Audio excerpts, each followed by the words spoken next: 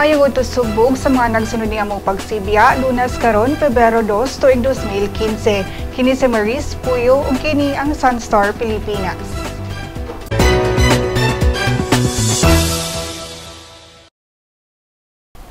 Ang fact-finding team sa panagbangi sa Mama Sapano, Maguindanao gisugdan na ang investigasyon pinaagi sa pag-interview sa mga survivors. Si Philippine National Police Staff Officer in Charge Noel Talino niingon nga ang Board of Inquiry mga og statements sa 15 ka mga miyembro nga nakalingkawa sa panghitabo tali sa MILF ug BIFF. Ang board tukiunsab kung duna bay kalapasan sa bahin sa PNP sa operasyon nga ang tumong unta ang pagdakop sa teroristang si Zulkifli bin Ir o mas giilang Marwan.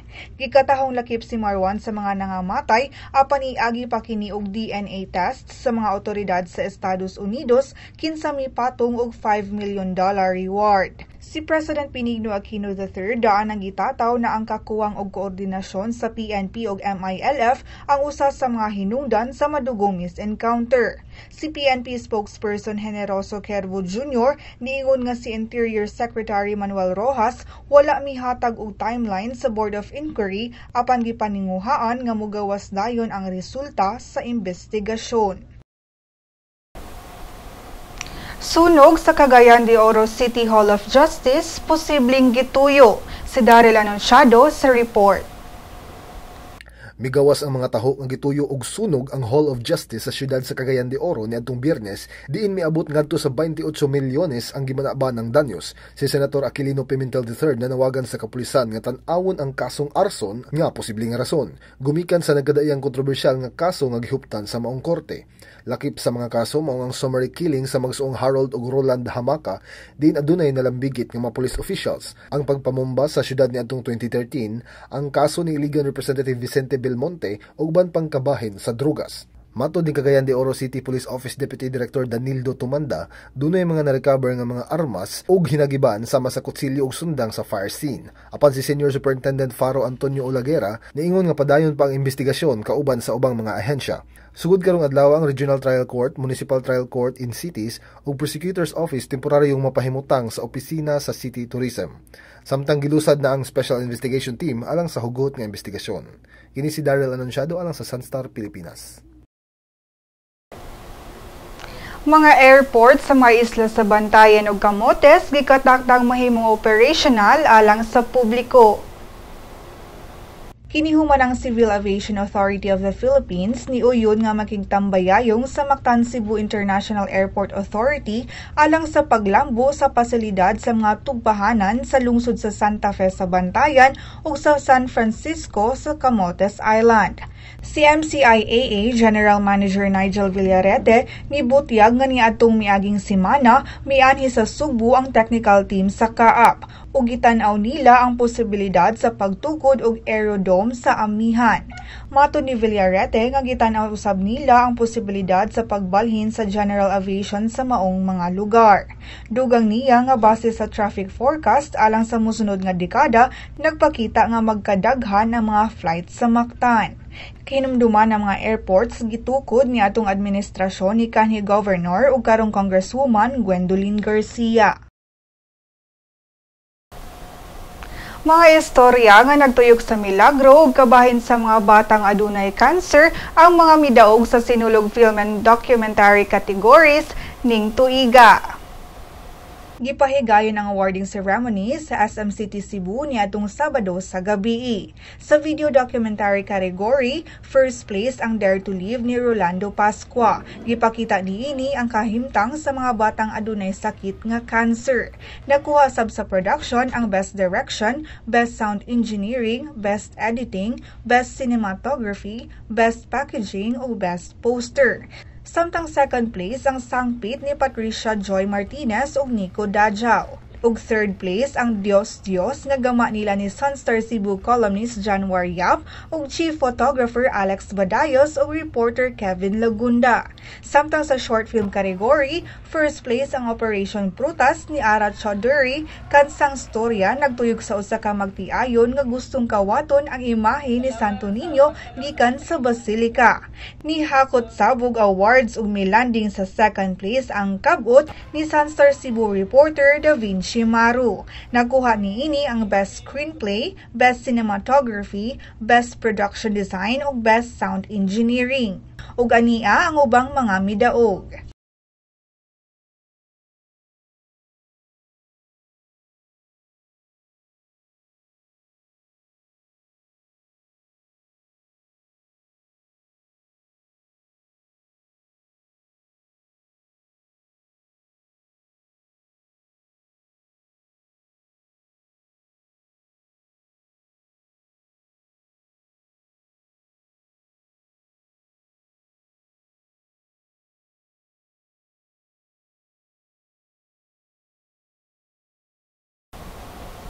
O gani ang mga balita gikan sa ubang parte sa nasod.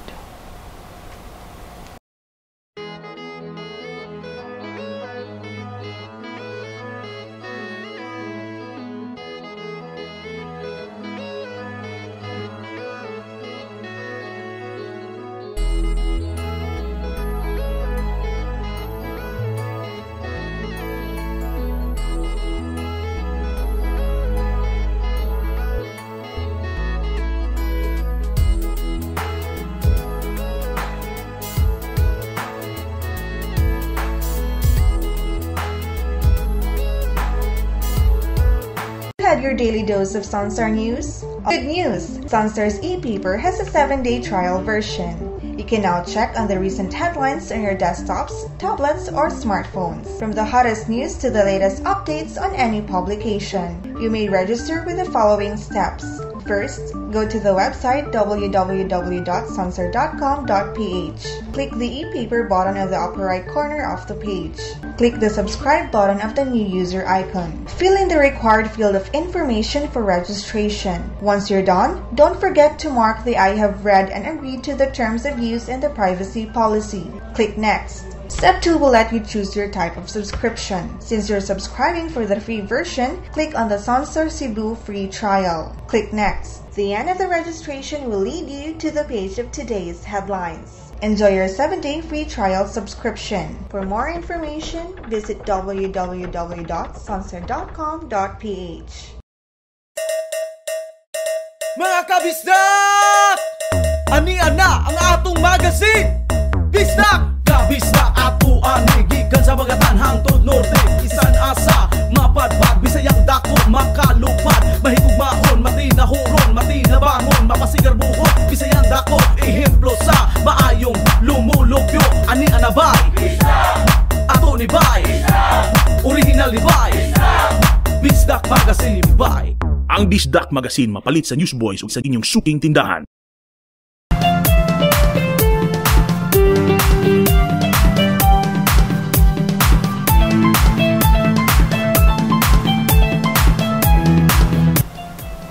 After 7 years of relationship, TV host actress Tony Gonzaga ug Direk Paul Soriano engaged na. Sigan ang agravante sa showbiz chika. Human sa 7 ka tuig nga relasyon, TV host actress Tony Gonzaga ug Direk Paul Soriano engaged na. Ang duha nihimo sa anunsyo live sa The Buzz kagahapon. Matod ni Tony, may propose si Paul kaniya sa ilang balay niya adtong January 21, a day after sa iyang birthday. Sigo ni Paul nga nakahilak siya og nahimong emotional sa dihang miluhod alang sa actress. Very supportive rasab ang parents og igsoon ni Tony nga si Alex kinsa kumplitong nakawitness sa proposal. Matod sa duha, plano nilang magpakasal karong tuiga. Sa showbiz chika, ganan agravante. Alang sa uban pang showbiz chika, bisitaha ang celebrity.sunstar.com.ph ug i-follow pud mi sa Twitter @SunstarShowbiz. Sa Lotto results, ani ang mga winning digits sa Lotto 649, ug bulahon unya ang Grand Lotto 655 ug Mega Lotto 645. Atong balikon, bulahon unya ang Grand Lotto 655 ug Mega Lotto 645. Ani ang balor sa dolyar gikan sa Bangko Sentral ng Pilipinas. Musunod ang kapalaran gikan sa Sunstar Super Balita.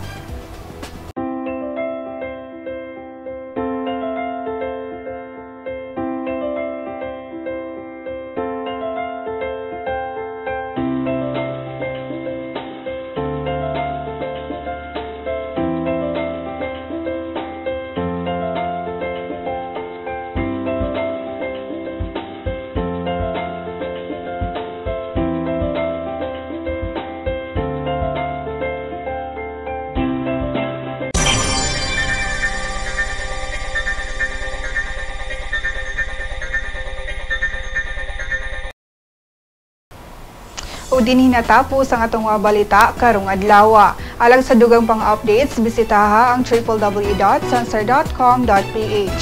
I-follow sad ang mga updates sa Twitter at Sunstar Online ug sa Facebook, Sunstar Philippine News. Kini si Maris Puyo ug kini ang Sunstar Pilipinas.